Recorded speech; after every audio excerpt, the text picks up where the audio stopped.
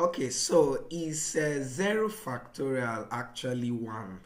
All right, so I know that as a teacher, many students, when you teach the concept of factorials, they'll come around, asking you this question. We would usually say that 1 factorial is equal to 1, and we will also say that it is the same thing as 0 factorial. So just this week, last week, while I was teaching in class, a student now asked me, is 0 factorial really 1, and how?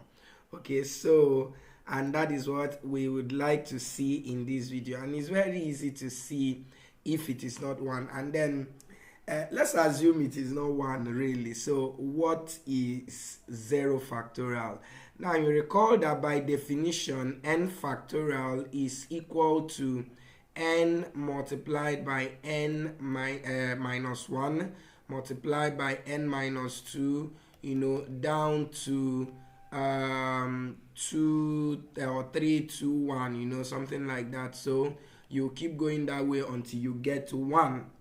Okay, so that being said, you can also see that we can actually write n factorial as n multiplied by n minus 1 factorial. Okay, so example is that, for instance, if I have 5 factorial, it is actually equal to 5 times 4 factorial. Why is it so?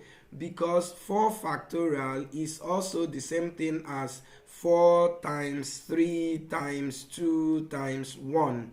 So which will eventually complete my 5 factorial.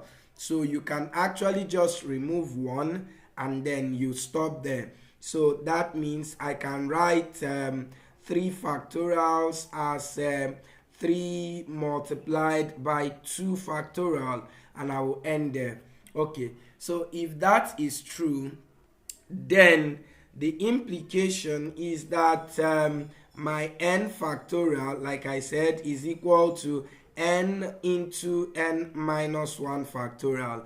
And from this particular point, you know that we can actually write this equation now with n minus 1 as a subject. And there's a reason why we need to do that. So if we have n minus 1 factorial, that is now going to be n factorial all over n. And how did I get that? I divided both sides by n. Okay, so with this particular equation now, we should be able to show whether 0 factorial is equal to 1 or not. And how are we going to do that? It's very easy now. So we want to get 0 factorial on the left. So what will our n be to give us 0?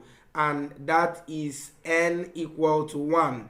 So if we make our n 1 here, you are going to have 1 minus 1 all factorial here is equal to, you are substituting your n as 1, so you have 1 factorial all over 1. Wow, this is beautiful. So, and 1 minus 1 is equal to 0, so you have 0 factorial. And we already agreed that 1 factorial is 1 all over 1, and that will give you 1. And that completes our proof that 0 factorial is equal to 1.